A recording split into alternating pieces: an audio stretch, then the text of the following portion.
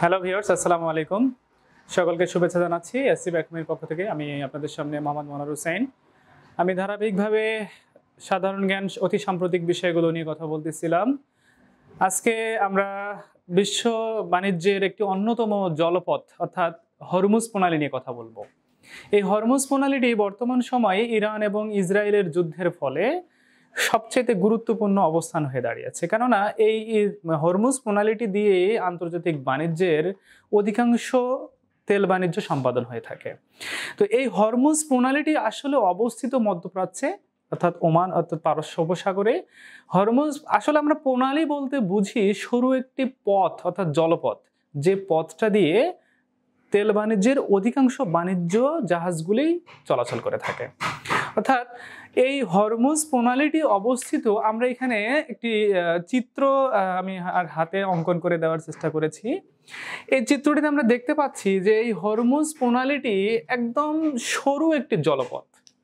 আসলে এই ইরানের ভূখণ্ড, আমরা এই পাশে ইরানের ভূখণ্ড থেকে সাধারণত ওমান এবং সংযুক্ত যে আরব আমিরাতের ভূখণ্ড, এটিকে সামান্য একটি জলপথ দ্বারা বিভক্ত করা হয়েছে। আসলে আমরা দেখতে পাচ্ছি যে এই পারস্য উপসাগর থেকে এই ওমান উপসাগরকে সংযুক্ত করেছে।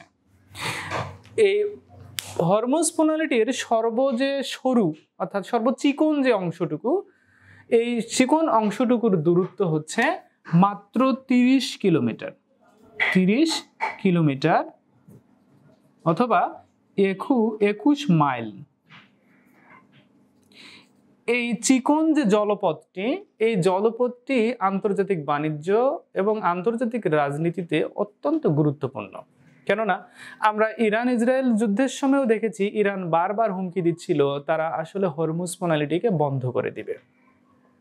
কারণ আন্তর্জাতিক বাণিজ্যের যে তেল, অপরিশোধিত তেল, আমাদের মধ্যপ্রাচ্য থেকে যে তেলগুলো আমাদের ভারতীয় উপমহাদেশ এবং পাশ্চাত্য ইউরোপিয়ান কান্ট্রিগুলোতে যায়, এই ইউরোপিয়ান কান্ট্রিগুলো পাশ্চাত্যের তেলের উপরেই অনেকাংশেই নির্ভরশীল। এবং এই তেল রপ্তানি যদি বন্ধ থাকে তাহলে তেলের বাজার সংকটাপন্ন অবস্থায় ধারণ করবে এবং বিশ্ব অর্থনীতিতে এর প্রভাব ব্যাপকভাবে পড়বে। এজন্যই যতটুকু জলপথ আসলে পারস্য উপসাগর থেকে ওমান উপসাগর হয়ে আমাদের ভারতীয় উপমহাদেশ এবং ইউরোপীয় দেশগুলোতে যে তেল বাণিজ্য হচ্ছে, যদি এই হরমুজ প্রণালী বন্ধ হয়ে যায় তাহলে এর প্রভাব ব্যাপক হারে অর্থনীতিতে পড়বে। কিন্তু আসলে কি এই হরমুজ প্রণালীটি, এই সরু প্রণালীটি বন্ধ করা সম্ভব? আসলে এই নিয়ে অনেক ধরনের বিতর্ক রয়েছে। কেননা আমাদের এই হরমুজ প্রণালী যদি একেবারে বন্ধ করে দেয় তাহলে ইরানের যে অর্থনৈতিক সক্ষমতা, তাদের অর্থনীতি মূলত প্রধান চালিকা শক্তি হচ্ছে এই অপরিশোধিত তেল রপ্তানি, তাদের অর্থনীতিতেও এটি ব্যাপক হারে প্রভাব বিস্তার করবে। এর আগেও আমরা দেখেছি ইরাক ইরান যুদ্ধে ইরান যে কাজটি করেছে সেটি হচ্ছে তারা আসলে পুরোপুরি এই জলপথটি বন্ধ করে দেয় না বা অবরুদ্ধ করে না। তারা এই জলপথটিতে বিভিন্ন ধরনের বিস্ফোরক মাইন স্থাপন করে, এরকম মাইন স্থাপন করে দেয় তারা। এবারও আমরা দেখেছি ইরানের যুদ্ধে তারা মাইন ভর্তি জাহাজ তারা পারস্য উপসাগরে ভিড়িয়েছিল এবং আইআরজিসির যে হাইকমান্ড থেকে যে আদেশ সেটার অপেক্ষায় ছিল।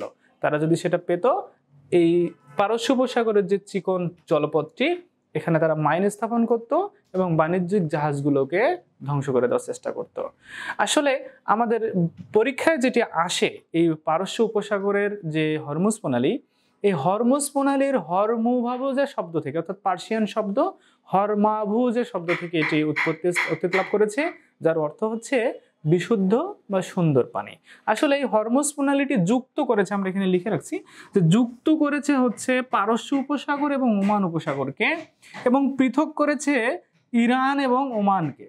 অর্থাৎ দুটি ভূখণ্ডকে জলরাশি দ্বারা আলাদা করা হয়েছে এবং দুটো জলরাশিকে একত্রিত করা হয়েছে। আমাদের পরীক্ষায় সাধারণত আসে যে এই হরমুজ প্রণালী কোন দুটি উপসাগর বা সাগরকে যুক্ত করেছে এবং কোন দুটি ভূখণ্ডকে আলাদা করেছে, এবং হরমুজ প্রণালী নিয়ন্ত্রণকার কোন দেশের হাতে, এবং এই হরমুজ প্রণালী দিয়ে কি ধরনের বাণিজ্য হয়ে থাকে, এই ধরনের প্রশ্নগুলো আমাদের পরীক্ষায় এসে থাকে। তো ধন্যবাদ সকলকে, আজকে এ পর্যন্ত।